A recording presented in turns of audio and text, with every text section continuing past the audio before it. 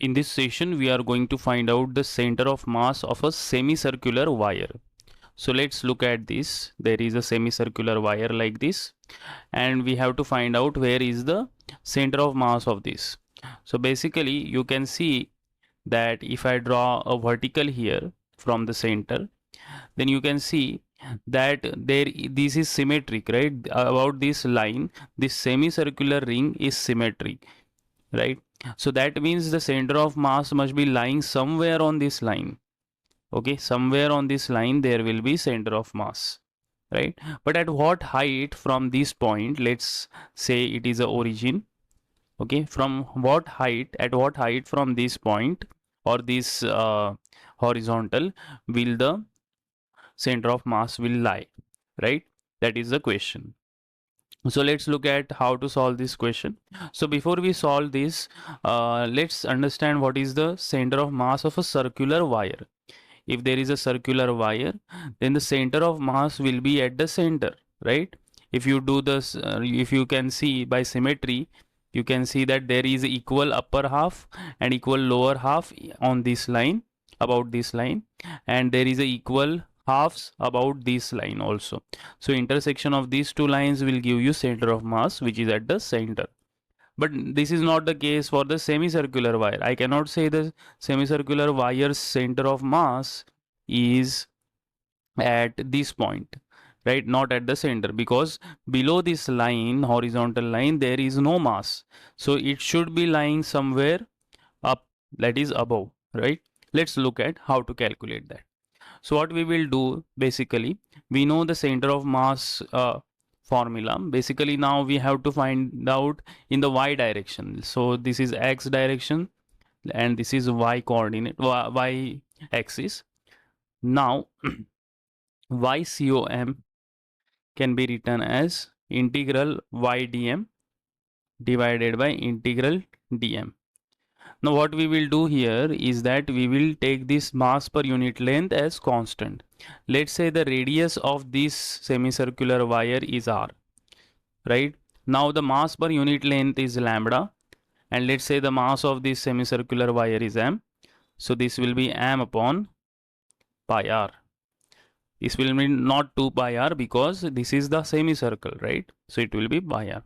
So this is the mass per unit length. I am assuming it is a constant. This is a uniformly distributed mass. Now let's find out the YCOM.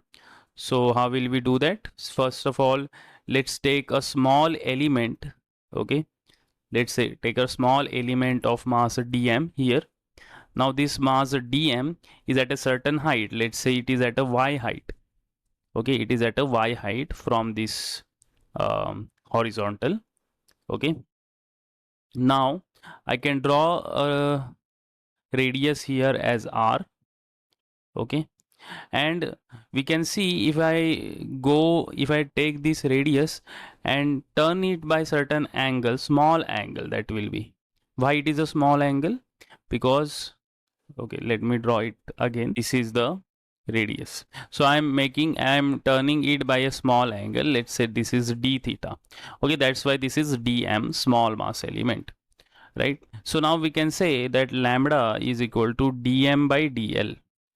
Lambda is equal to dm by dl, mass per unit length, right? Now what is this dl? What is this length dl? You know, for this one I can write, if I have an arc like this, let's say that arc length is L, this angle is theta, and this radius is R. So then I can write theta as equal to L by R, right? So similarly from here, I can write d theta as dl by R. I can write d theta as dl by R. So dl then becomes r d theta, right? So here I can write lambda as dm by r d theta. Now instead of dm we can write lambda times r d theta. Okay, so this is what we get here.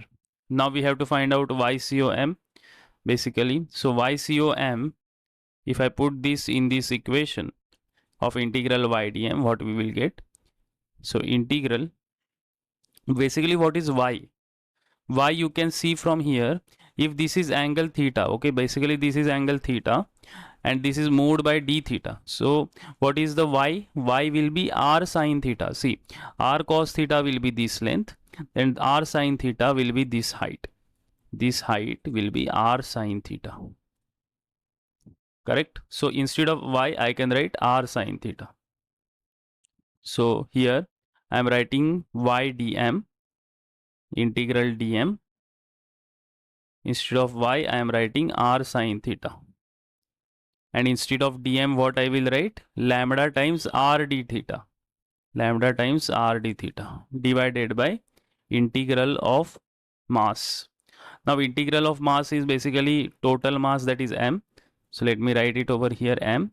Now here you can see r is constant, lambda is constant, so I can take them out. This will become lambda r square by m.